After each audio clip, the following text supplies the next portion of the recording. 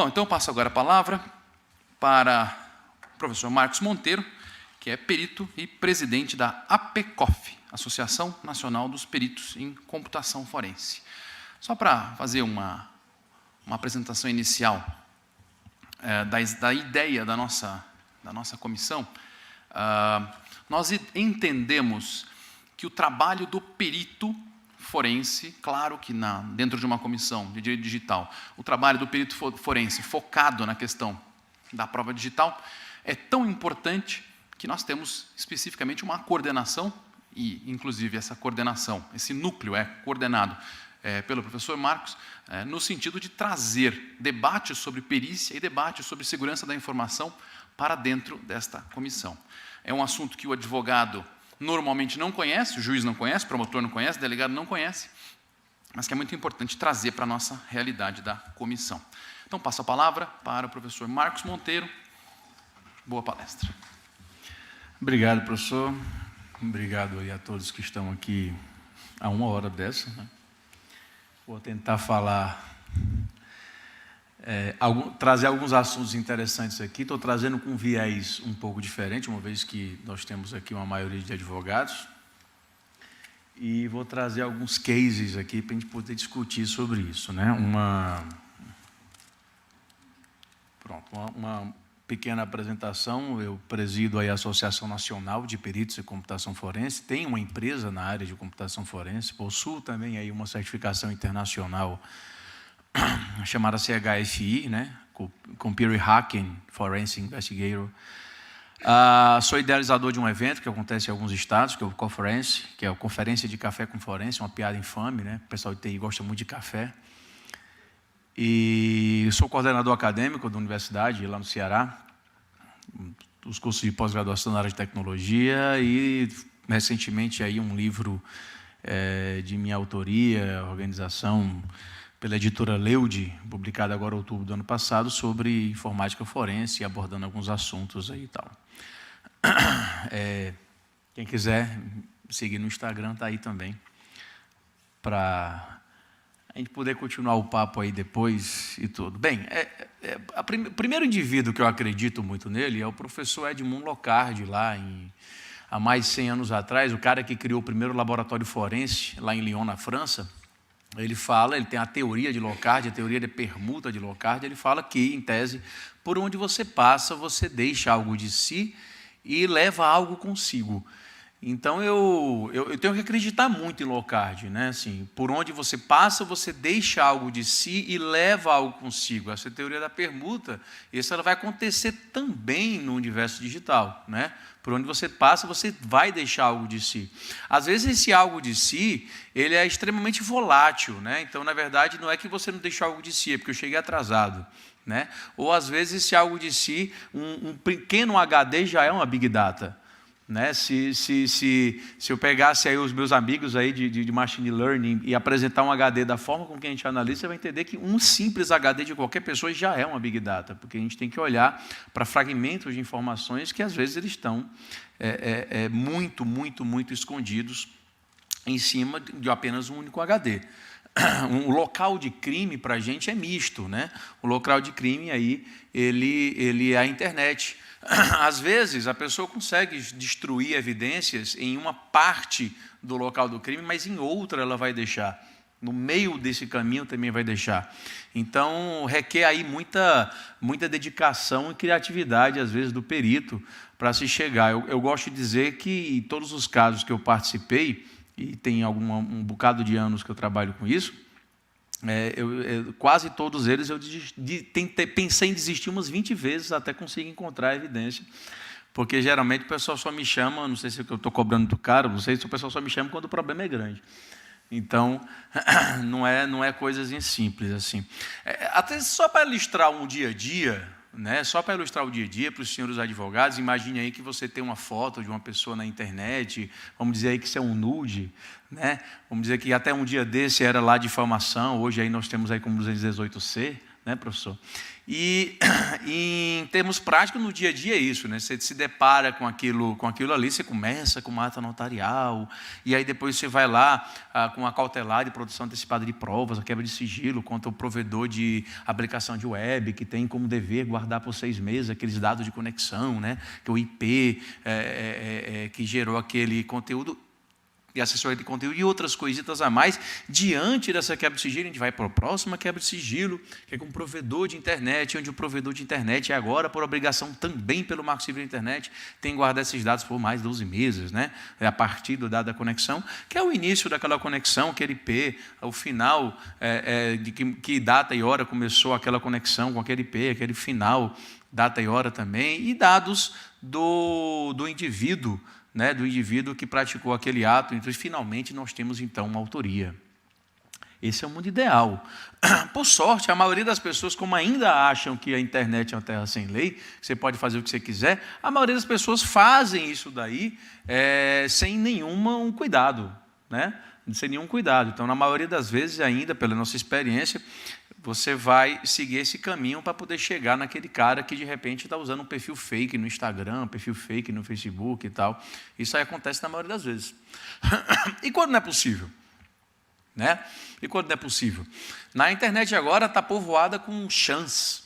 Chans são chats, aí, são blogs aí, anônimos, onde está todo mundo anônimo aí, e aquele servidor que concentra tudo isso está hospedado aí numa deep web, está hospedado aí em um país onde ninguém sabe nem uma carta rogatória, então não vai funcionar nada, entendeu? Então isso daí é realidade. E aí eu trago aí como exemplo um chan que ficou extremamente famoso por N problemas aí, que é o Dogola Chan. Quem que eu vou falar no Dogola Chan?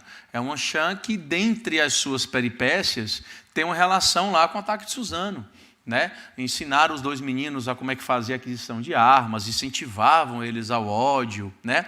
E isso aí há dezenas de anos, tem mais de 10 anos que esse Chan vinha atuando, fazendo aí apologia ao ódio aí de credo, de raça, contra mulheres, apologia à pornografia infantil, estupro de vulnerável. Bem, eles têm aí algumas teorias que, é bem difícil de acreditar como é que alguém pode pensar nisso.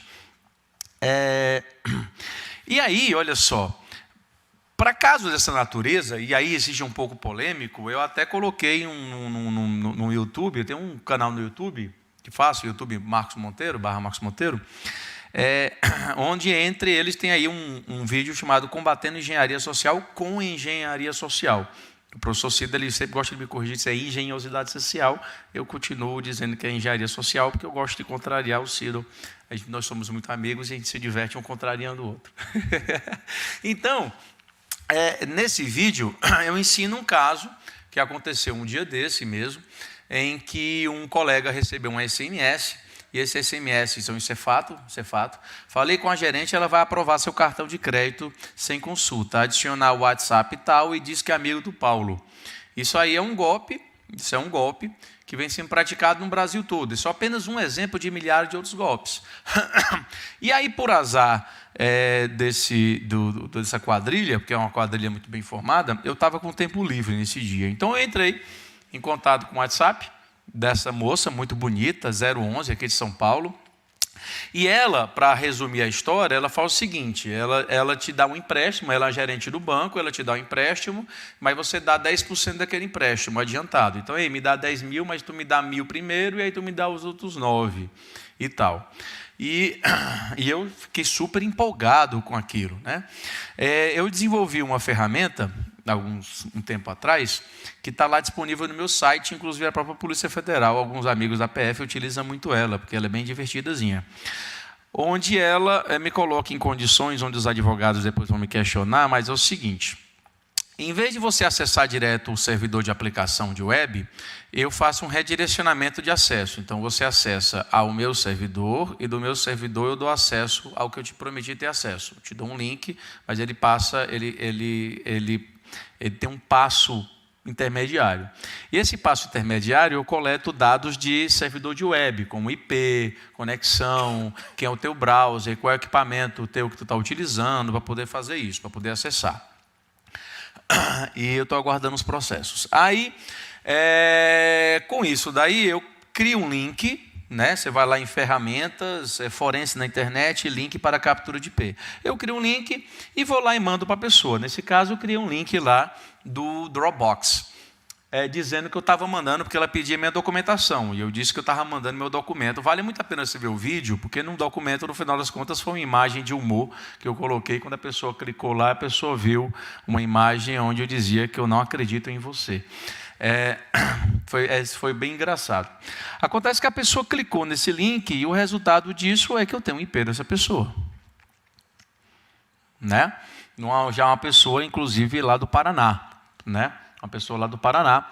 E isso foi o suficiente para... Aí eu mando para meus amigos da polícia e aí eles chegaram nos indivíduos. Né?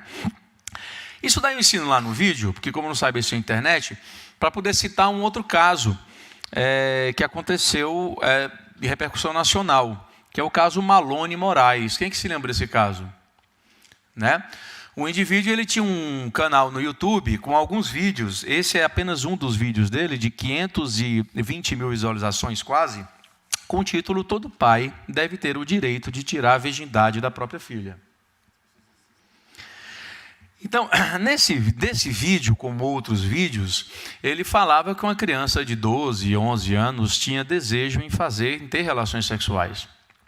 E dizia que tinha relações sexuais com menor de idade, e ele dizia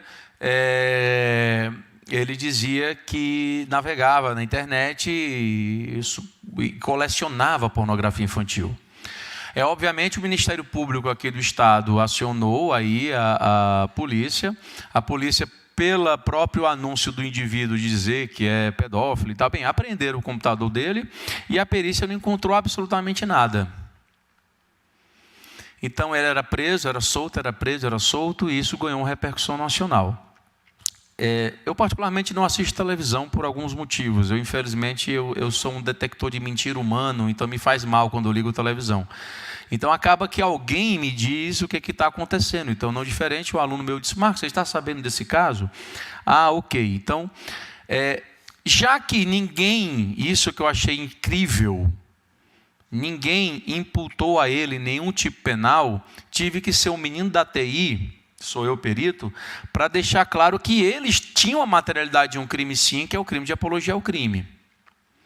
Então eu protocolei com a Polícia Federal lá do Ceará, na época, que havia sim já a materialidade e autoria de um crime de apologia ao crime, enquanto se estava investigando pornografia infantil e estupro de vulnerável. Isso em nome da APECOF, Associação de Peritos em Computação Forense. Na época, ainda o CNPJ era como a associação, porque a APECOF ela nasceu no Ceará, mas hoje ela está presente em todo o Brasil. Ela está presente em alguns outros países também, inclusive até na China. Então, ela já não é mais apenas cearense. E aí eu não só fiz isso, como também entrei em contato com o YouTube, né, com o Google, no jurídico do Google, só mandei um e-mail pedindo para que seja removido o conteúdo, e no mesmo dia foi removido não só os links que eu passei para ele, mas absolutamente todos os canais que esse indivíduo tinha associado ao Google. Né? E aí o youtuber, que foi preso no início do ano, teve o canal excluído e acusado pelo mesmo crime. Então nós, da APECOF, tivemos essa iniciativa de que sinceramente, era uma iniciativa que era para o Ministério Público ter tido. Eles estavam atrás de procurar o tipo penal específico sem observar o outro tipo penal. Por que eu estou abordando esse assunto aqui? Para dizer que é uma ação que uma associação sem fins lucrativos fez, isso também eu acho muito legal. Só que o pessoal lembra do Dogol Lachan? O pessoal do Dogol Lachan ficou chateadinho, porque o que acontece? O Malone Moraes era do Dogol Lachan também, e era uma peça que ele estava pregando com todo mundo, incentivado pela Lachan. Então ele não era exatamente pedófilo, ele estava realmente só fazendo apologia ao crime. Entendeu? E aí o pessoal do Ogolacham ficou com raiva de muita gente que estava contra o Malone Moraes. E como o meu juízo ele é bem curtinho, eu aproveitei a oportunidade para mandar que alguns colegas meus que estavam na Cham monitorando, que mandasse o meu link do Instagram. Mandasse um link do Instagram para o pessoal me seguir. Quando fiz isso, o que aconteceu? Eu coletei os IPs de 58 pessoas que estavam na Cham no momento. E aí a gente estava aguardando aí que o pessoal do Ogolacham, uma das ações que eles fizeram contra um dos colegas era lá dizer que na USP que ia chegar metralhando todo mundo, e aí colocando, imputando quem ia fazer isso uma pessoa, um colega. E aí nessa investigação a gente entregou os IPs e o resultado foi esse rapaz aí bonito, ele agora está preso. Mas qualquer pessoa pode cair numa vibe dessa, entendeu? Ontem, 9 horas da noite, eu mandei uma mensagem para um grande amigo meu, uma dúvida. Aí eu mandei uma postagem, vocês percebam aí na postagem, que a URL é do Instagram. Não é ou não é? Então, vocês estão vendo o link é do Instagram. Quando esse meu amigo clicou no link, ele foi para onde? Para o Instagram. Estou certo, Cido? Certíssimo. E o resultado, obviamente, foi esse. Então, esse era o IP que ele estava utilizando ontem, às 9 horas da noite, e ele tem um iPhone versão 12.3. Eu cortei o resto. Entendeu? Então, assim, ele me autorizou previamente que eu ia exibir qualquer coisa dele, seja lá o que fosse.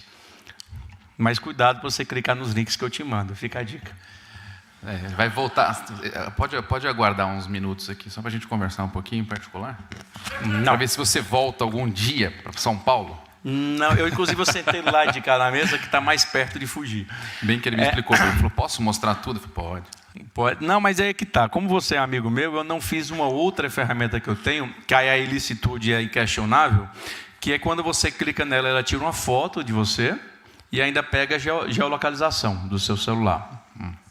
E aí eu tinha medo dessa foto, que eu não sei, é 9 horas da noite, eu não sei como é que você ia estaria. pegar coisas gravíssimas. Ia ser assustador. Eu ia estar comendo sorvete de queijo coalho. Opa! Que ele me deu. Então, assim, o local do crime é isso, cara, pra gente. Vai desde o computador da vítima até o computador do suspeito. Então, posso passar pelo switch de ambos, servidor de internet, modem, roteador, provedor de internet. Tudo isso, para mim, é o local do crime. Né? Tudo para mim, isso para mim é o que está descrito lá, se eu não me engano, no artigo 6º do Código Penal, né? Então, para mim é isso? 6º? Não sei, eu não sou perito em direito, os senhores é que são. Então, isso para mim é o local do crime. Então, às vezes, eu não vou investigar num local só, eu vou investigar em outros. E às vezes a gente encontra fragmento dessa história em ambos os lugares, às vezes apenas um pedaço, às vezes apenas em outro.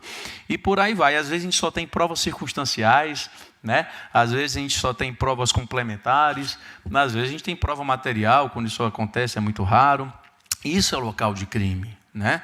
Isso para mim é o local de crime. Então, um SIM card, um chip no teu celular, ele tem informações extremamente importantes. Um cartão de memória, assim, antigamente, quando ninguém tinha celular, câmera em celular, aí algumas pessoas tinham câmera digital. E eu, como trabalho desde cedo, eu tinha uma câmera digital também. Aí meus amigos pediam emprestada a minha câmera digital, para passar o final de semana com a minha câmera digital.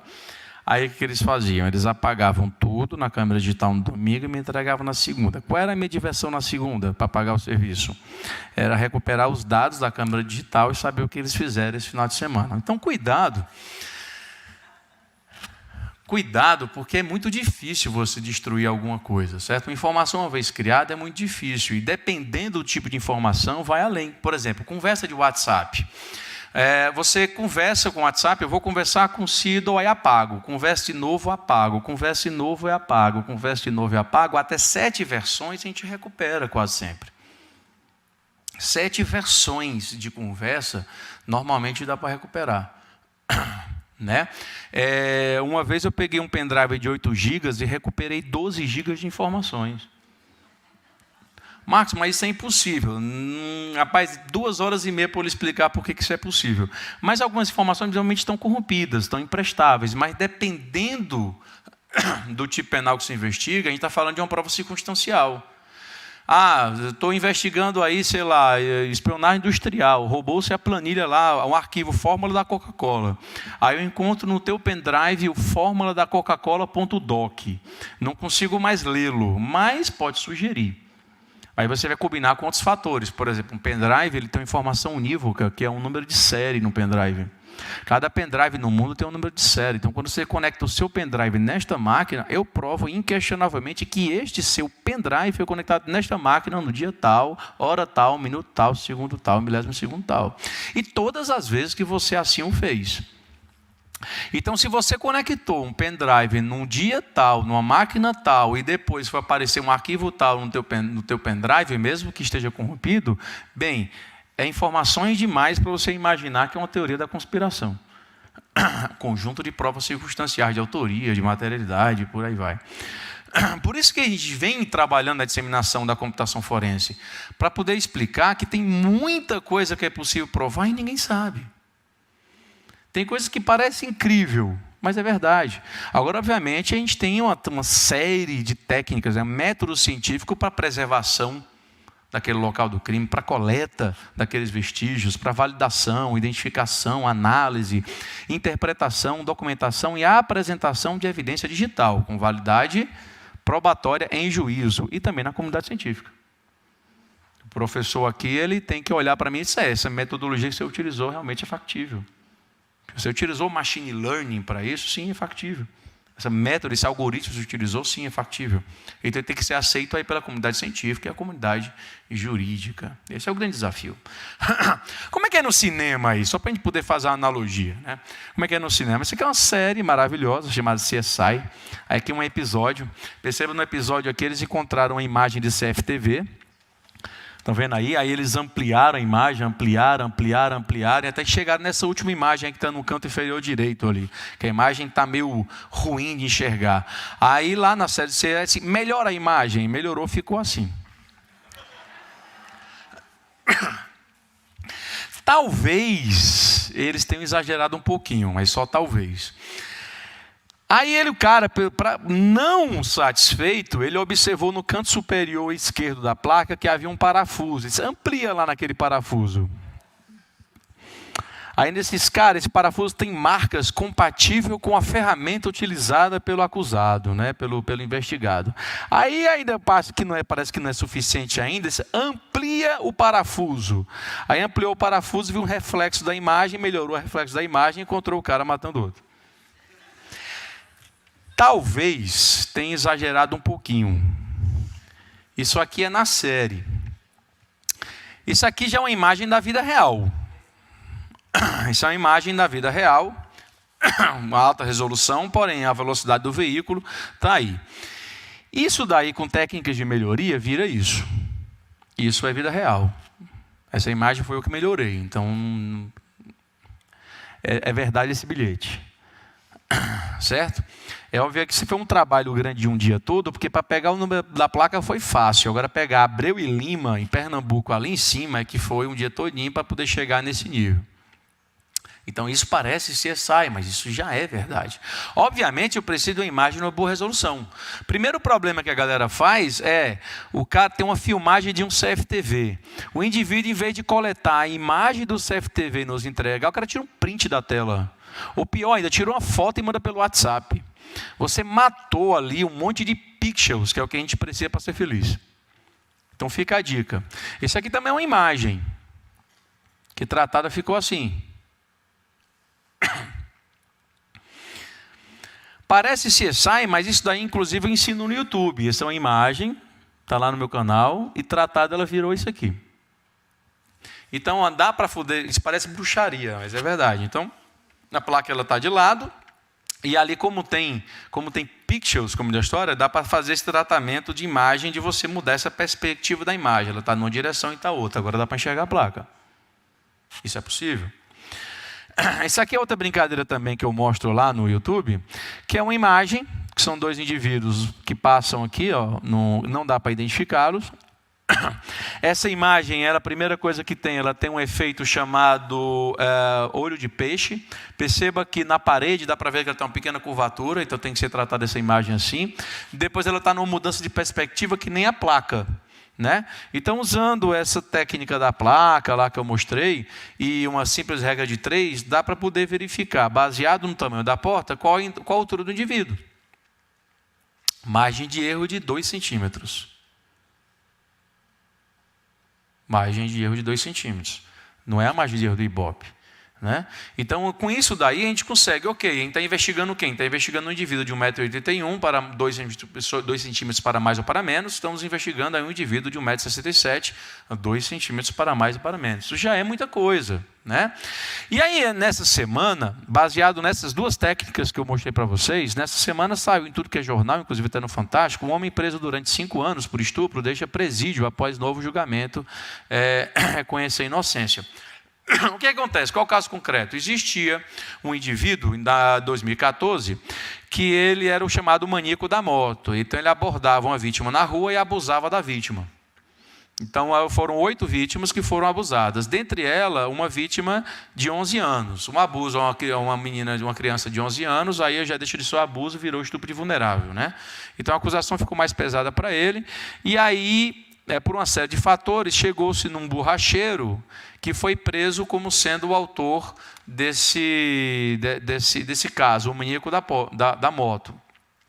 E aí eu pedi para o meu amigo colocar aí um vídeo, só para poder mostrar a parte que saiu agora domingo no Fantástico.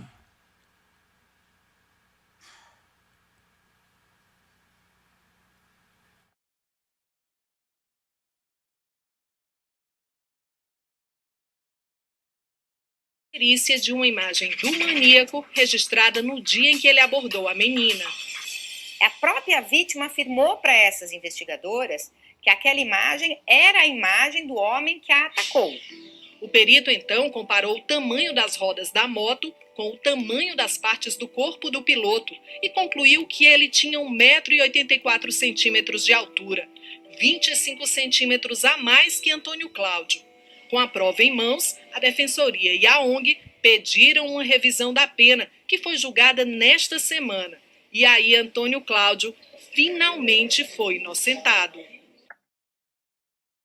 O que acontece aí, voltando aqui à nossa apresentação?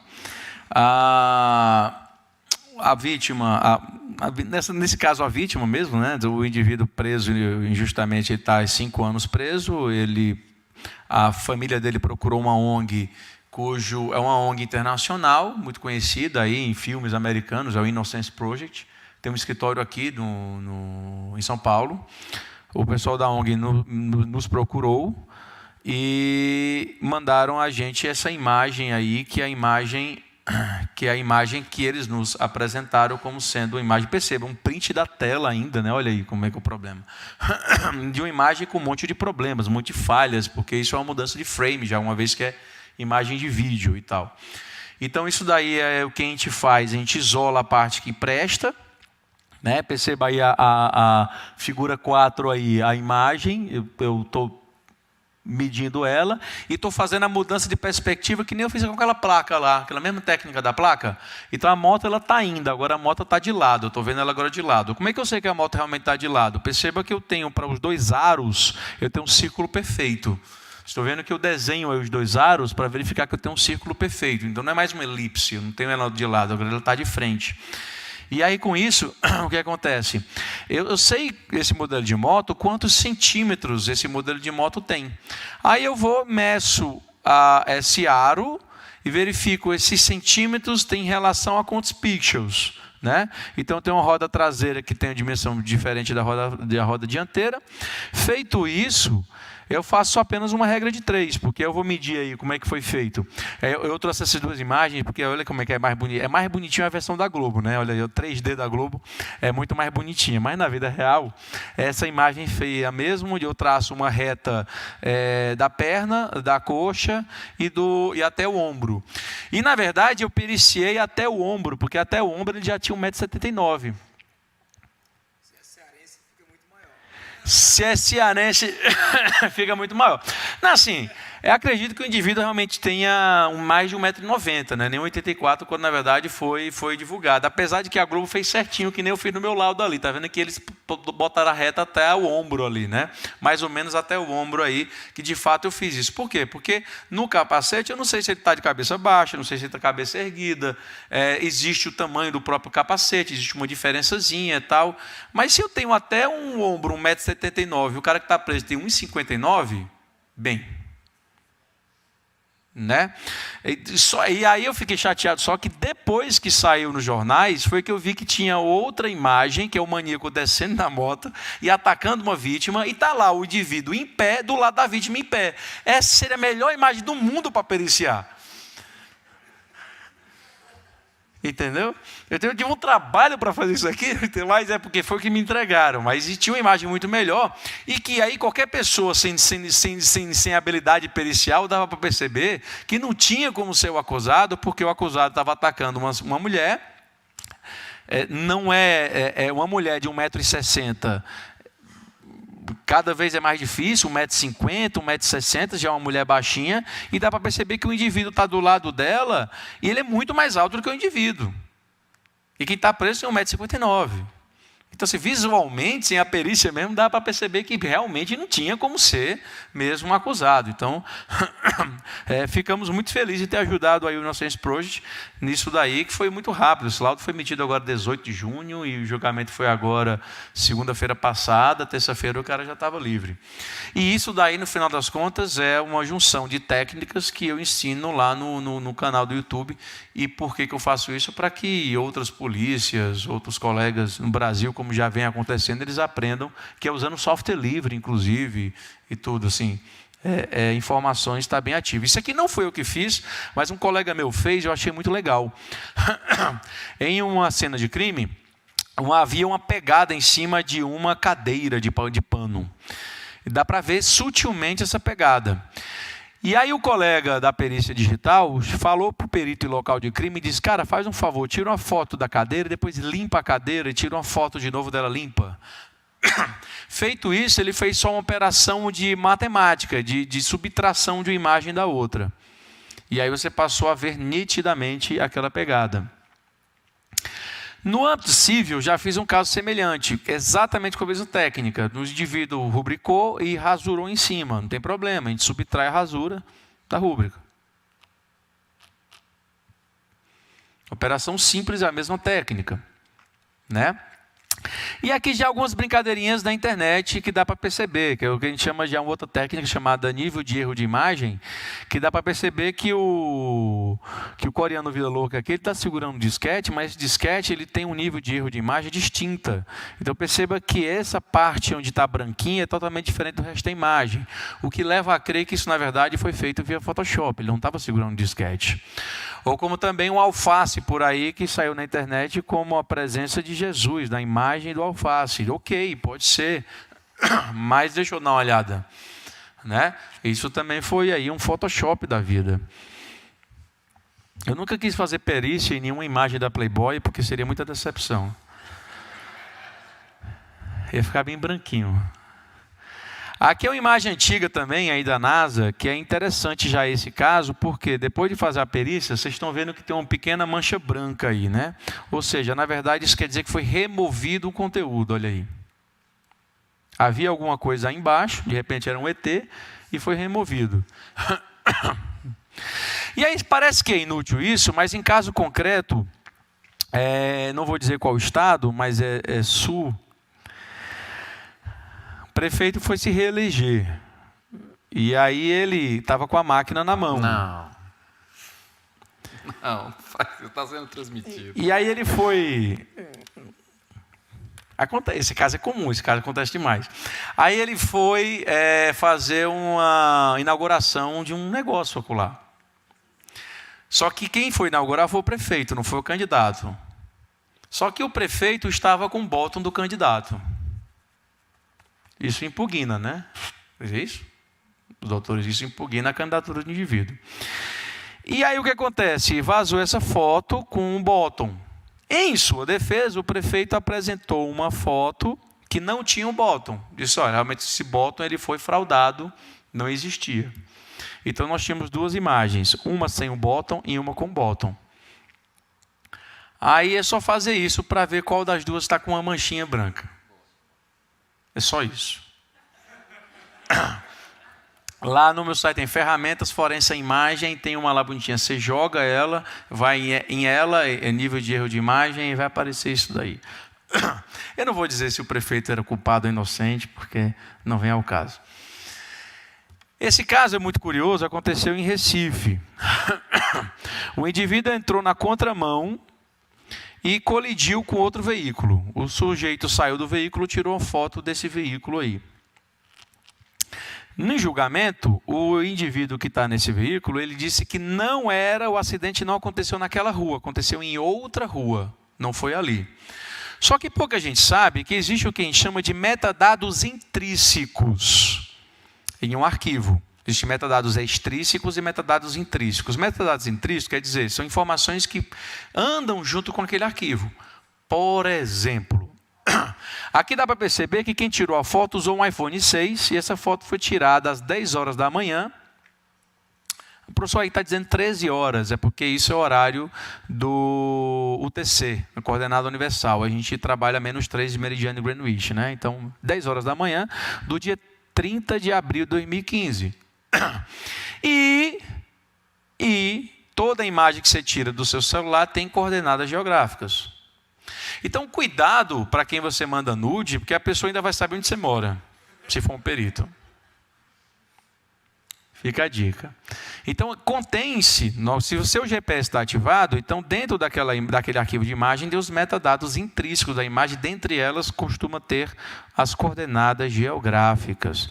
Isso pode ser bastante importante, por exemplo, em muitos casos que a gente pôde ajudar a polícia, dessas eternas brigas de facção, e aí quando você tem um indivíduo da facção que vai matar outro, geralmente é o kit completo, começa com sequestro, tortura, homicídio, vilipêndio de cadáver e ocultação de cadáver, né? O kit completo. Geralmente uma facção com outra, não sei se é aqui, mas lá no Ceará parece que eles fazem sempre assim, bem bonitinho.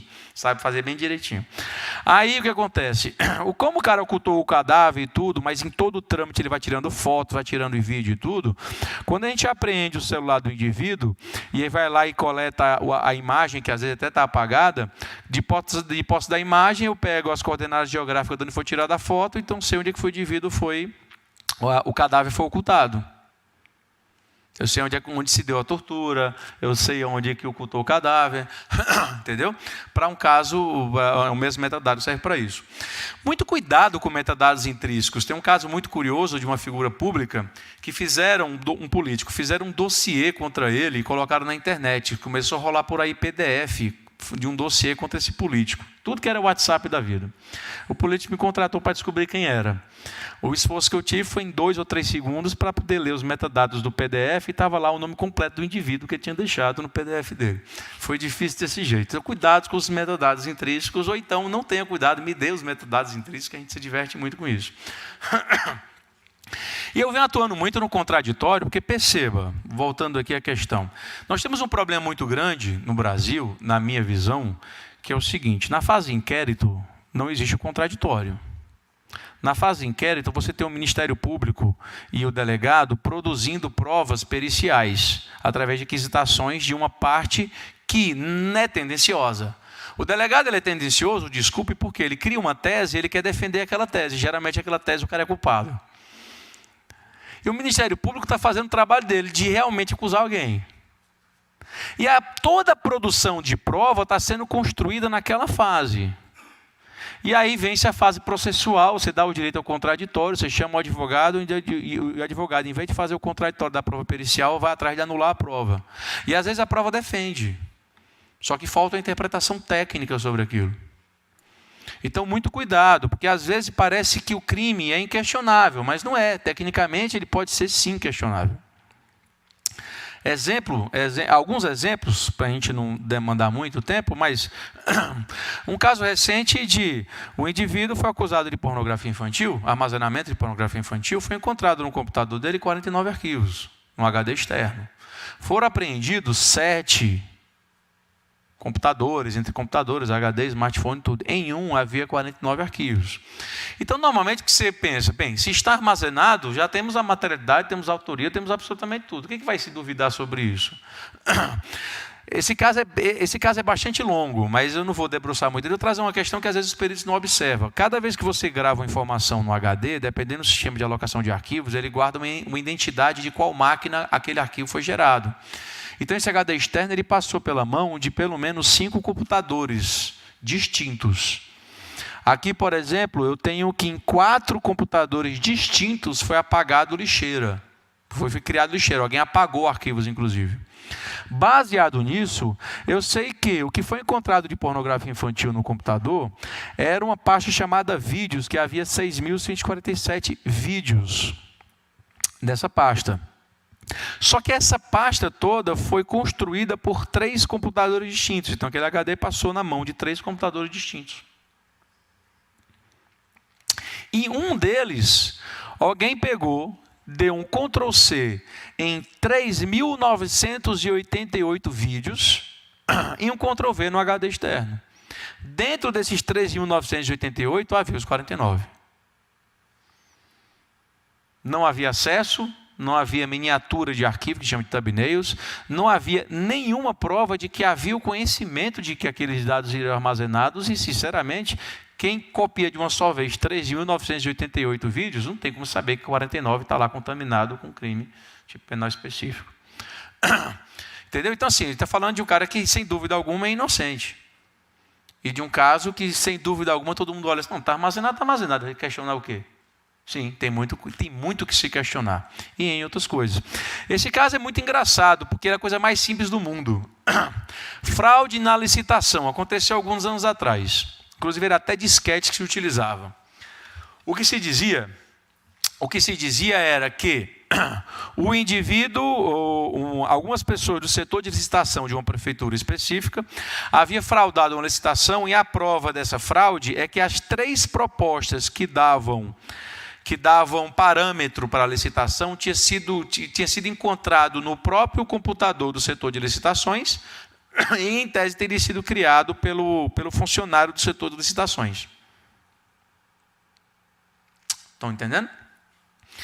E aí os caras foram 5 pessoas que foram condenadas com isso.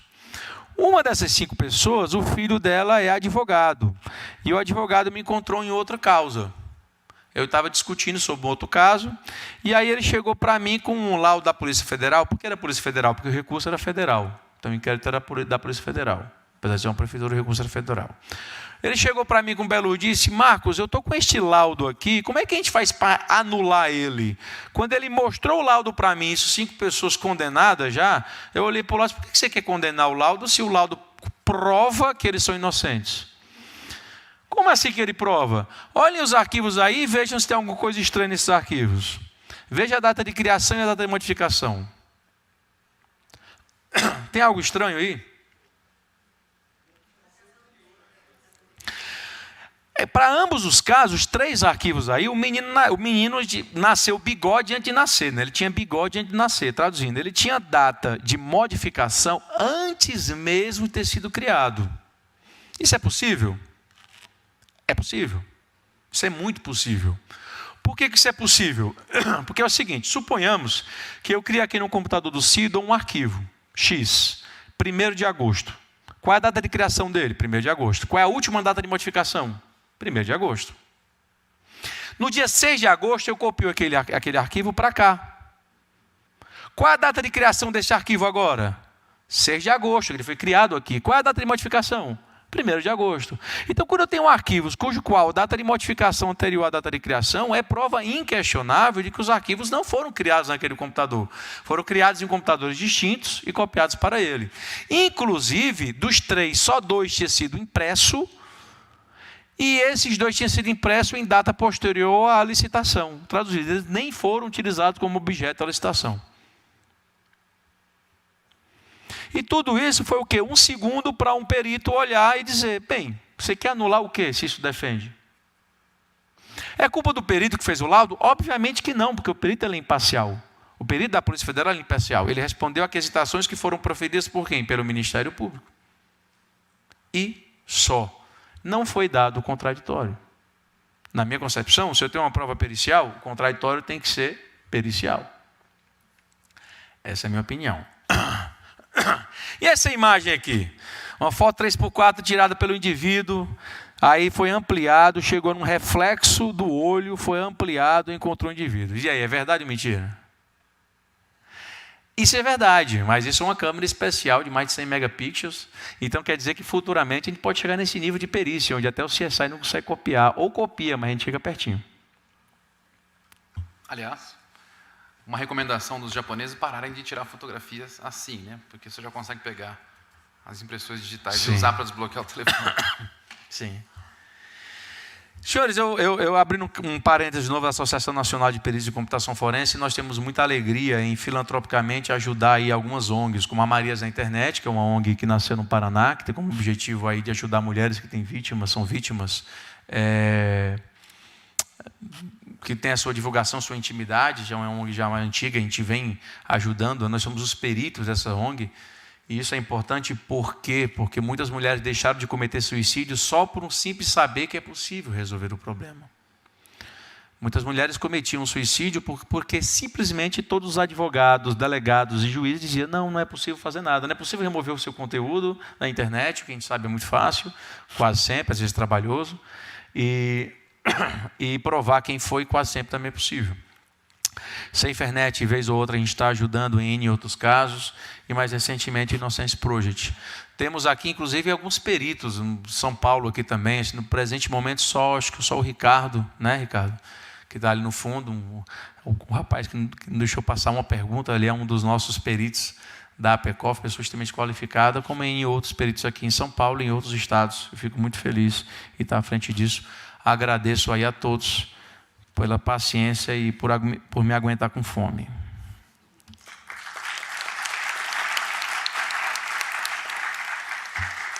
Nós agradecemos você por nos aguentar com sono, porque eu sei que você veio de madrugada.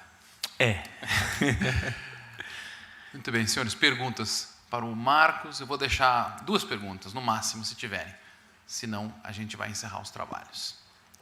O Ricardo não... O Dr. Spencer, na verdade, eu queria uma consideração mais sua da questão criminal. Né? Dá licença, Marcos. Eu, ao contrário do meu colega, eu também uso algumas técnicas pouco ortodoxas vistas aos olhos do direito, principalmente a questão criminal.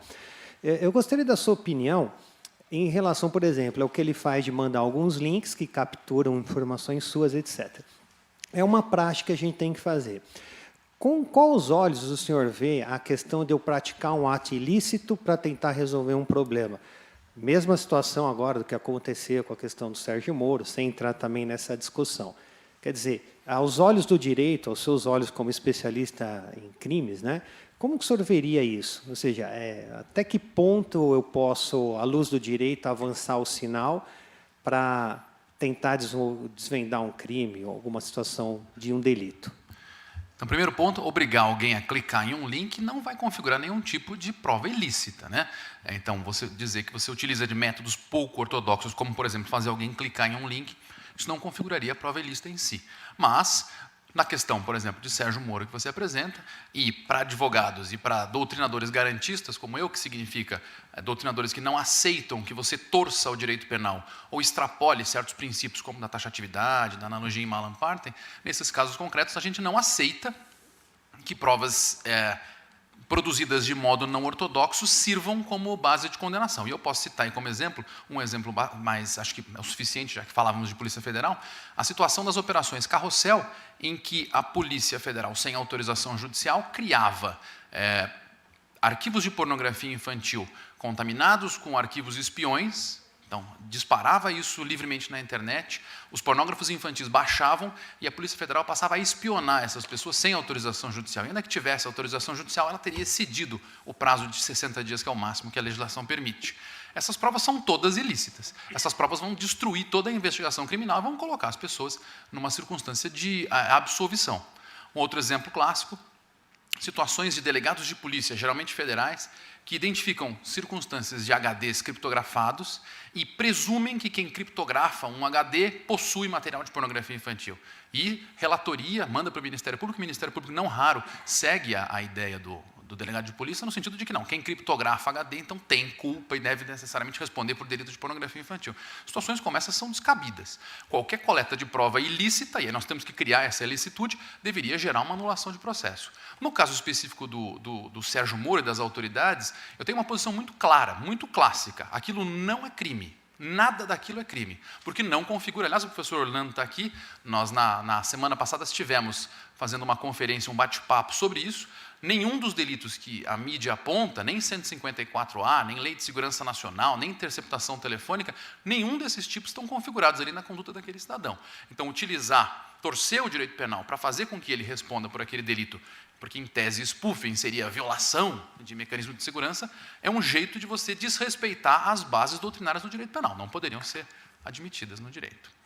Aliás, rápida correção, aproveitando a minha possibilidade de palavra, desde 2016, o Estatuto da Ordem dos Advogados permite o contraditório no inquérito policial.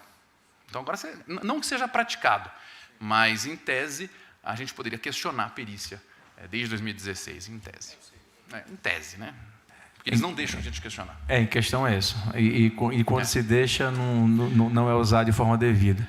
Ele manda para o Ministério Público para autorizar o nosso questionamento. Na linha do que o Capotes está falando, Capotes, é polêmico isso, desde quando eu criei a ferramenta, e é largamente utilizado, mas perceba, se você usa a minha ferramenta para adquirir o IP dele, você não está cometendo nenhum ilícito que resulta nesse resultado. Então, a teoria do fruto de uma árvore envenenada para você não cai. Pode cair para mim, que eu estou me expondo, uma vez que eu estou entregando um dado sem a devida autorização.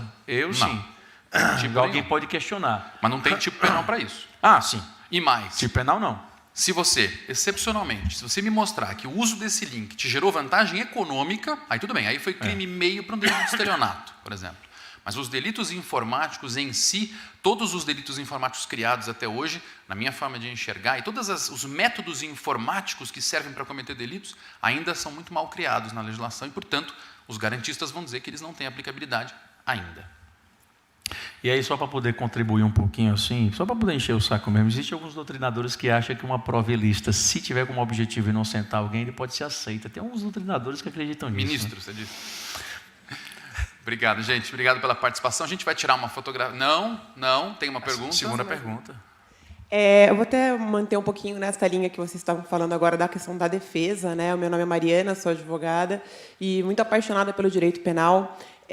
O seu trabalho, ele é nível CSI, com certeza, né? Em questão de assistência técnica e tal. Só que o que a gente vê na prática do dia a dia forense é que isso não é democratizado nos grandes casos, assim, na grande maioria dos casos, a perícia muitas vezes ela é realizada, só que isso não acaba inocentando muitos réus que acabam muitas vezes passando por uma prisão injusta, né? Isso, na verdade, pode ser uma realidade muito maior do que a gente tem a noção. E eu queria te perguntar, e perguntar até para os juristas, de uma forma geral, como que eles entenderiam que seria uma forma, não sei se um treinamento melhor dos peritos, ou até a questão do contraditório entre os peritos, o contraditório com a defesa e os peritos, que melhorasse, que democratizasse, que não fosse só um caso, Isabela Nardoni, é uma puta perícia legal e tal, um negócio que vira CSI, para que a gente conseguisse levar isso para os grandes casos, para a maioria dos casos, né? Assim, eu fico muito feliz, assim, até alguns anos atrás, você entendeu? Eu trabalho com forense há mais de 16 anos, sempre com o objetivo de ganhar dinheiro, certo?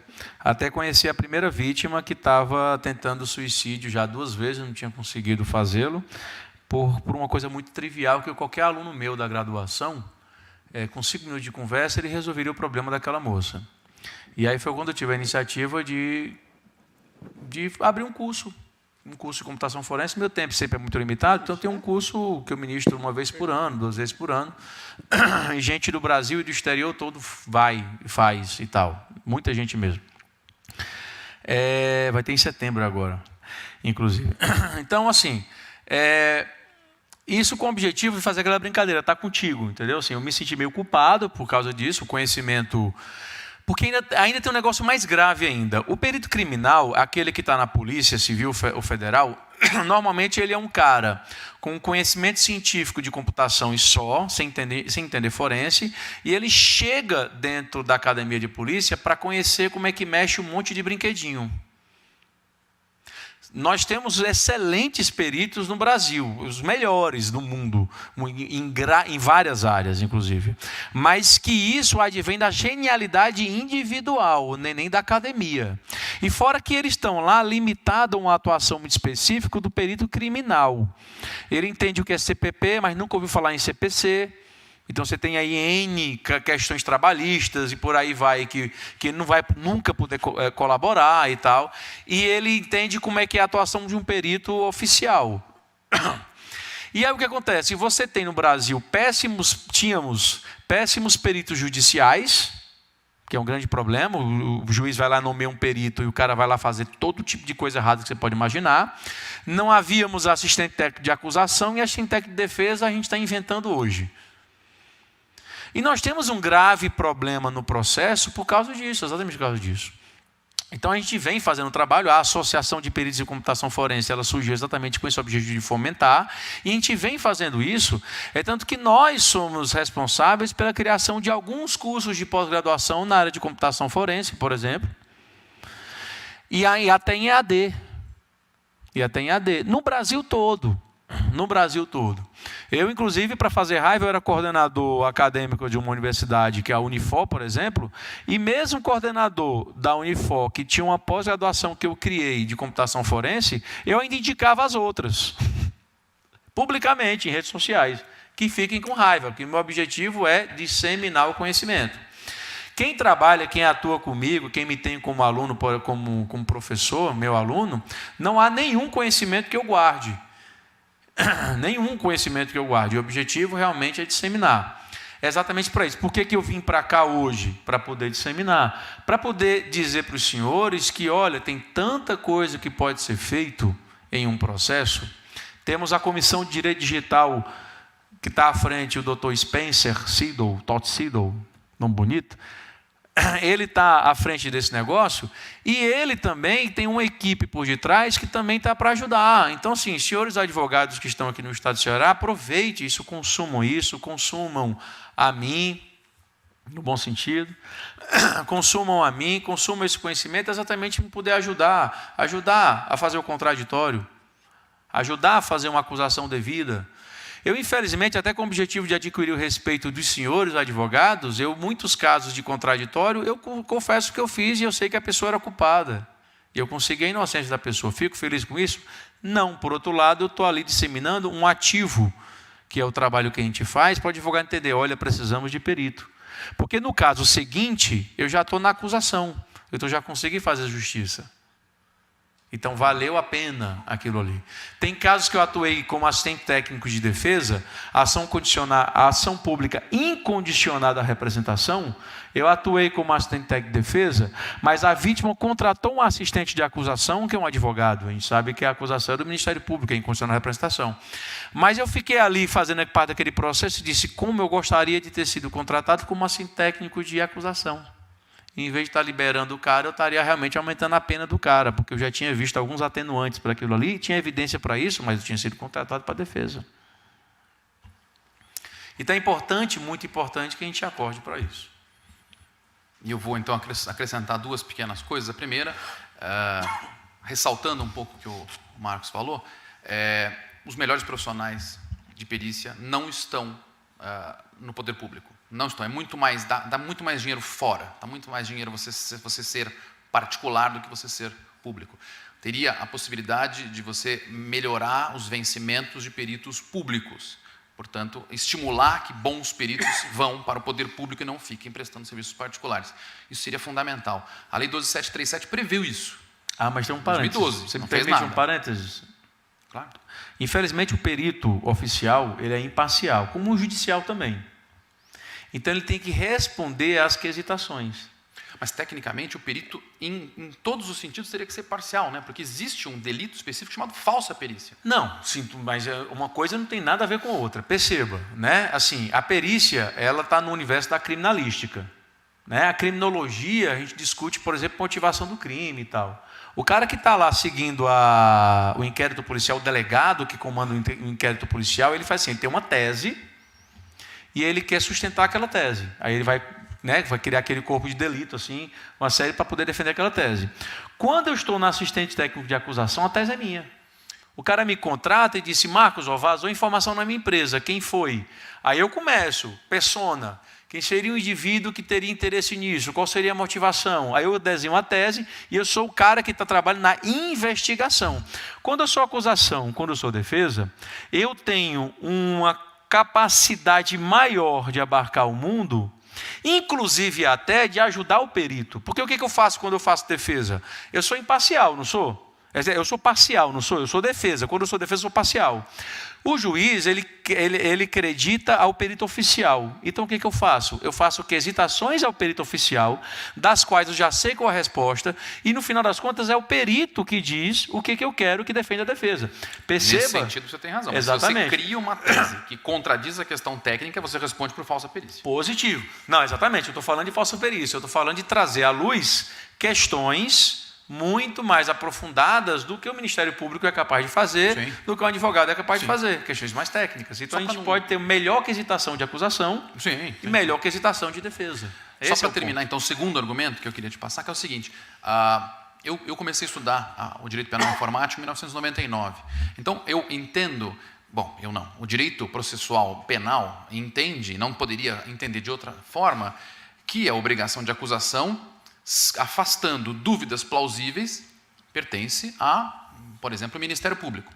Então, dentro das minhas funções como doutrinador do direito penal informático, está a demonstrar quais pontos levantam fragilidades acusatórias. Isso a gente faz bastante. Todos os meus livros vão falar sobre isso. Então, por exemplo, a questão da discussão sobre a autenticidade da fotografia do print de tela juntado aos autos.